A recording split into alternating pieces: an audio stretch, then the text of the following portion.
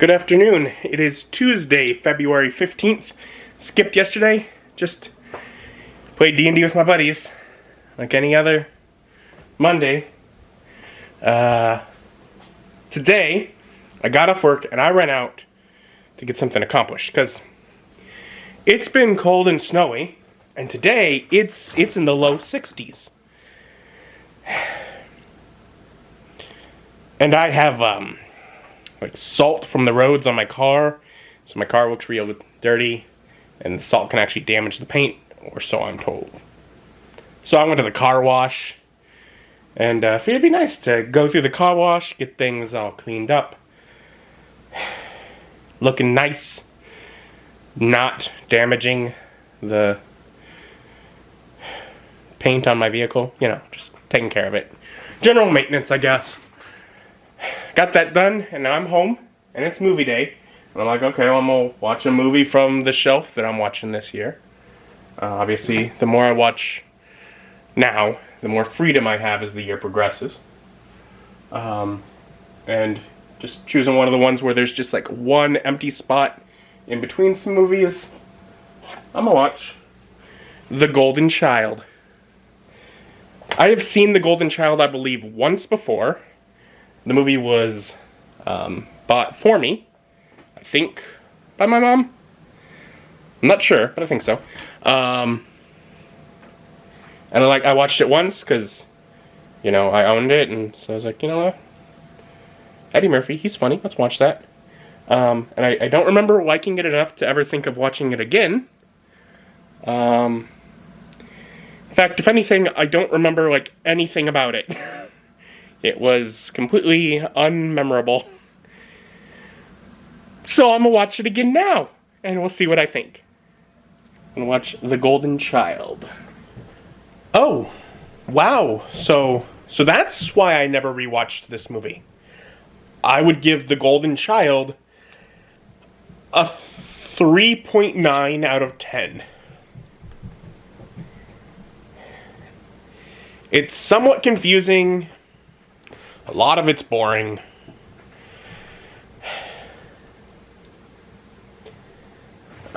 Back of the box, yeah, we do that here, yeah. As the Chosen One, Murphy's on a madcap mission to save the Golden Child, a youth with mystical powers who's been abducted by an evil cult. He battles a band of super nasties, scrambles through a booby-trapped chamber of horrors, and traverses Tibet to obtain a sacred dagger. But it's Murphy's wit that turns out to be his sharpest weapon in this 24-karat comedy adventure. Comedy? Alright. The comedy that we do have is late in the movie, and it is provided by the character that is leading lady's father. He has a little bit of funny. Most of the time with Eddie Murphy's comedy, we're not able to enjoy it because, let's say, it's immediately following a scene of this child has been murdered and they're trying to feed its blood to this other child. And that kind of a buzzkill. So until we've stepped away from that for long enough, none of the comedy is funny. Because you're like, this is horrible.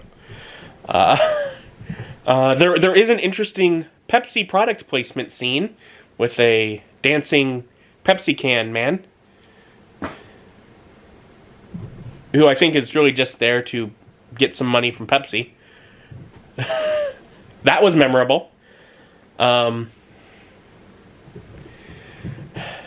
yeah, the scenes that even now I remember are relating to leading lady's father's character, and you know, it's not just him funny. Him interacting with Eddie Murphy is funny. But that is 2 scenes, maybe 3. Very short piece of the movie. And that's about it. I would not call this movie comedy gold. But then again, they're just doing it to themselves. They're calling their own movie comedy gold. It does say Eddie Murphy is a brilliant comedic actor, and then there's an ellipsis, so some stuff has been removed. A 24-karat superstar, by Joel Siegel. But there's no reference on there to make you think that has anything to do with this movie. And in general, yeah, I'd agree. He's pretty good. But this movie, too heavy of a plot to tie in with the comedy. And also, a lot of times they forgo comedy for action. And then we get to the climactic ending action sequence, which is mostly old CGI that's hard to discern what it's supposed to be. Some sort of demon thing.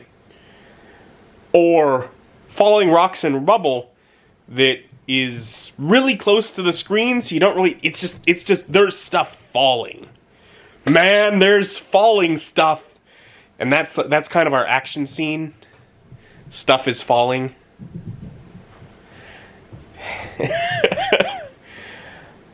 I wasn't impressed. And now I realize, oh, that's why I didn't go back and rewatch that movie. I didn't remember. I did not remember. It's a movie. It is weird to see bikers, like a biker gang, like portrayed as bad guys. I so often see them as they're the good guys, but you don't expect them to be good guys. And so when they show up as something to do with a biker gang, my brain's like, they're actually going to be good guys. And then they're like, no, for some reason that was never asked or explained, they had possession of the missing child, or the first missing child. And they sold her for, like, what was it, some cigarettes and some, was it fried rice or something? Some Chinese food and some cigarettes or something. They sold the child. By the way, knowing that the reason the person wanted the child is to kill the child.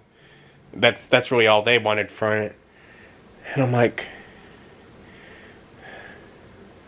what? I get why, okay, our lead group, our evil cult is so evil. It's because they're like, oh yeah, the person that's controlling this is a literal demon. Oh, okay. But then we're going over to, and here are just people. And I'm like, what? I don't know. I'm not buying it. I'm not buying it.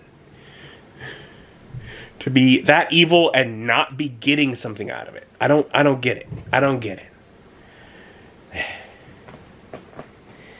A lot of the movie, I'm sitting there thinking with our modern mindset of, oh really, you're gonna have all the villains' henchmen look like they have some sort of disfigurement to try and perpetrate that people that don't look like you and me are evil. Great. But in the end, they do have the Golden Child touch one and make him a good guy, so we end up with one of them as the good guys. And I was like, okay, I'm gonna appreciate that. But I'm still bored from the movie, so you get a 3.9. Because,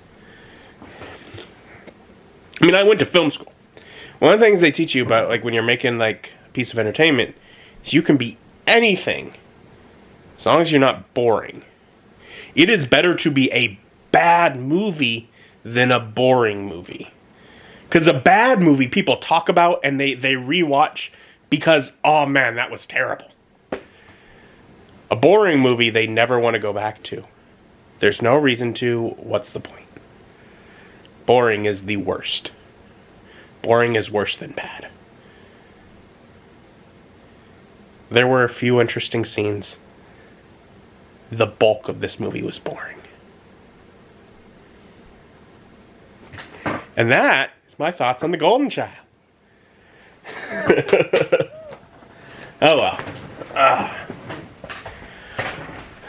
Gotta do a little more Bible reading. I gotta study. I'm meeting with John tomorrow. So I'm gonna have that done. So I'm gonna get that done tonight. And otherwise, I don't know. If I get enough time, maybe watch a little more Critical Role. I'm still behind. Still trying to catch up. Thank you for joining me, and joining me as my journey continues. Bye.